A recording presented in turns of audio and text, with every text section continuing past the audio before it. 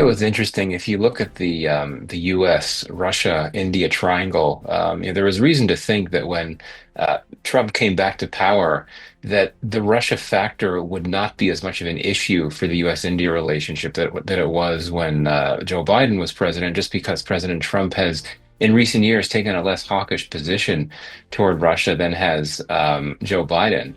But so in that sense, it was a bit of a surprise that we're now talking about Russia very rigorously in the context of U.S.-India relations. But clearly, the president wants India to be importing less. Pardon me, the president wants India to be importing less Russian oil, and I think he's dragged India into his geopolitical aims in that he's trying to pressure Russia to agree to a ceasefire by trying to pressure top Russian oil importers, including India, to back away from Russia as well. So, coming to your question, I think that if we start to see a betterment of the U.S.-Russia relationship, I think that'll only come, quite frankly, if the Russians agree to a ceasefire. If that happens, then I think that we'll go back to the position that we had expected to be in as Trump was coming back to power, where Russia really does not play a prominent role or is not a prominent factor, and certainly is not a spoiler of U.S.-India relations. But that said, President Trump is a very transactionally focused leader, and he's all about pursuing economic interests at all costs. And even if the Russians agree to a ceasefire, even if the war ends, and India continues to import Russian oil, Trump may still be unhappy about that, and he may want to continue to pressure India to buy more American oil, which incidentally is something that India has already been doing over the last few years. But indeed, what India hopes is to be able to balance its relations with the US and Russia, and it wants to be able to pursue relations with both countries on their own merits and not have to worry about getting pressure from one about India's relationship with the other. But I think we're a long way toward getting to that point now. I mean,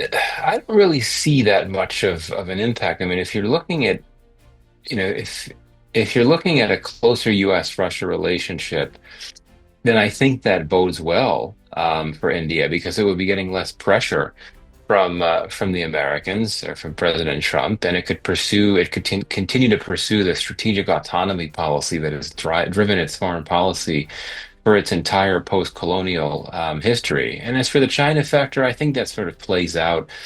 It plays out separately. We've seen in recent months, going back actually almost a year to close to when, just before President Trump was reelected, we've seen India indicate a desire to ease tensions with China to an extent. So last October, there was a border patrolling deal between the US, pardon me, between India and China.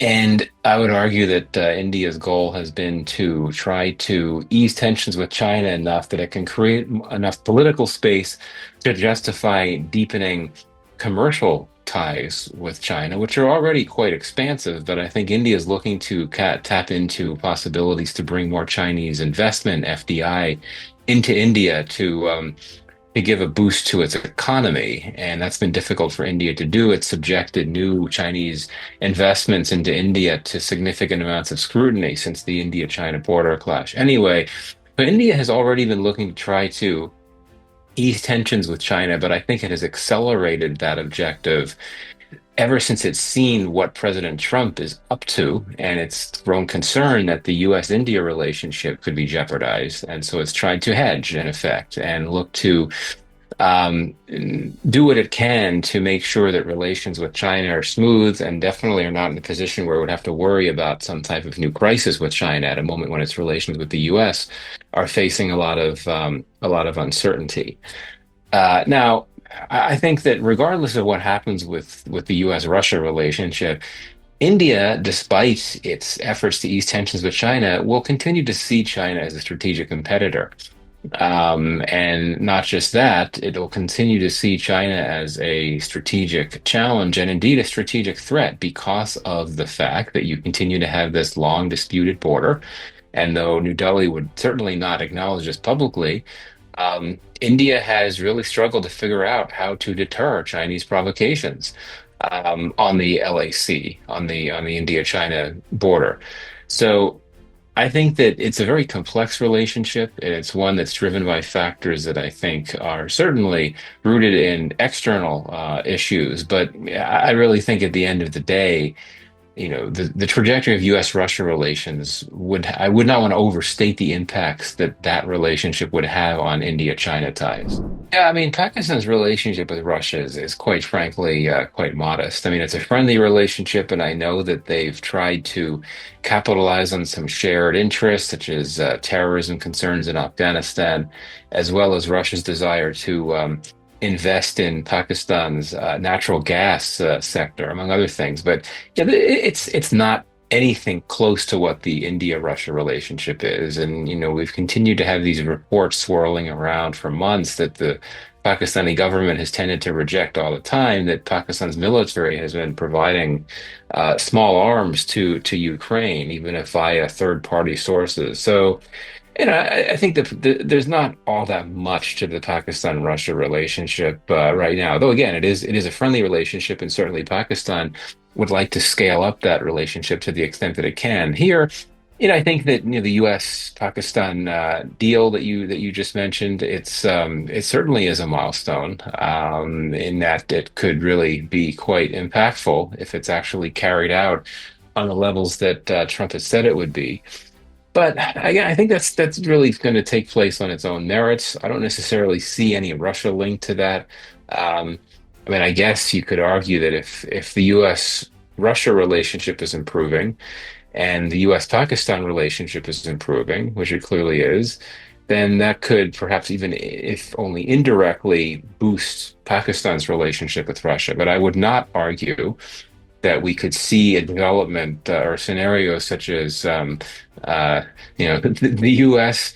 And Pakistan inviting Russia to join in on this energy or this oil reserve development deal. I don't think that the U.S. would want to be involved in that. That would go against Trump's America First type strategy. I think that this oil deal between the U.S. and Pakistan, the Trump administration would want to pursue it strictly bilaterally. Though, quite frankly, I would say that we should not necessarily place too much stock in this deal on the whole, just because it's unclear what exactly are these quote massive oil reserves that Trump was referring to when he announced the deal on social media. Last year, of course, Pakistan's government announced a major new oil and gas find, though I'm not sure how much of that find, so to speak, has actually been confirmed to this point, or if it's still quite probable. So, bottom line is, I think that these developments in U.S.-Pakistan relations, I don't really see any type of major implication for or link to Pakistan's relationship with Russia. Well, I think that it would be a net win or a net positive for the region. I would argue that in South Asia, Russia has many friends. It doesn't have any enemies. I mean, its relationship with India is tends to be get the most attention, but Russia has good relations with Pakistan. And it really has good ties throughout the region, even if they're somewhat modest. And Russia has some notable investments. It's a critical investor, for example, in Bangladesh's um, nuclear power industry, which is not very large, but there's a very prominent nuclear reactor in Bangladesh, and Russia is a significant investor in that. And Russia has looked to invest in energy sectors elsewhere in the region, including the hydro power sector in Nepal. But I think if you step back, the biggest implication, the biggest positive implication in the region of a better US-Russia relationship is that the region would not need to worry about the US trying to pressure countries in the region to move away from Russia. I mean, obviously, this is a much more significant dynamic when it comes to China. I mean, the US, of course, in recent years has sought to develop incentive structures to try to get countries in the region to not to throw in their entire lot with China. I think that's part of the Indo-Pacific strategy. With Russia, it's a bit different just because Russia doesn't have the presence or influence in South Asia that China does. But still, it's viewed as a friendly actor in South Asia by the entire region. So a region that has governments that are, for the most part, with several exceptions, including Pakistan, very fixated on the notion of strategic autonomy, not forging alliances, wanting to balance ties with a variety of countries. I mean, Pakistan does that to an extent as well. And so what the South Asian capitals don't want is to be feel pressured by an outside partner, an outside power, such as the US, to take a side or to do less with one power, more with with another. These are non-aligned states that don't want to have to feel that type of pressure. So if we have a better U.S.-Russia relationship, one would assume that the Trump administration in that case would back off and would not be all that bothered about the relationships that the region's capitals have with Moscow.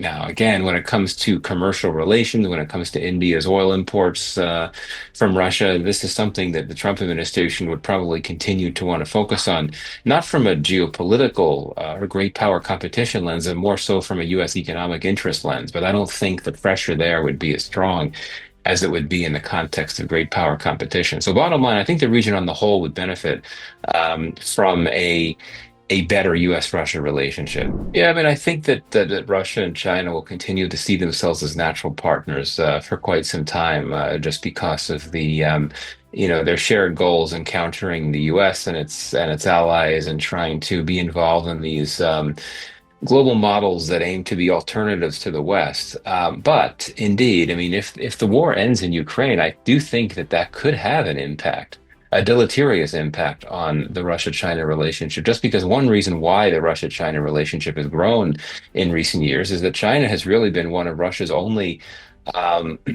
only well, let me put it this way. Since the war began, China has been one of Russia's only constant allies, willing to provide assistance and support its efforts, continuing to provide material forms of assistance to Russia.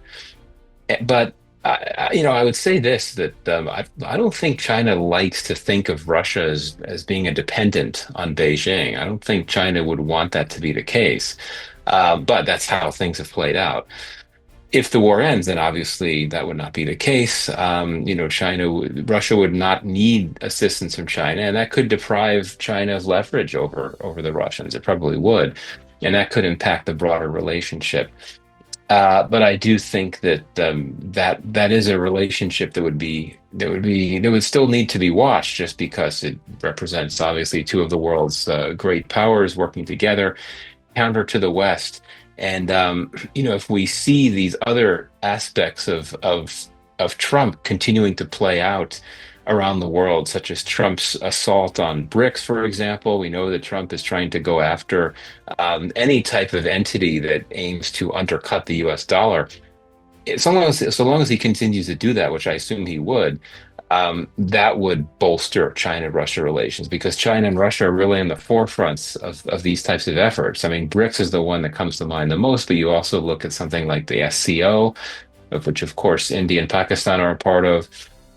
And even, I mean, to take a step back, I mean, I know Russia is not quite as involved, but the AIIB, the Asian Infrastructure Investment Bank, I mean, these are all meant to counter what the US is up to. So my point is that so long as Trump continues to assail these entities that aim to provide alternatives to Western economic models, US-led economic models, dollar-driven models, that will ensure that the China-Russia relationship continues to be quite strong.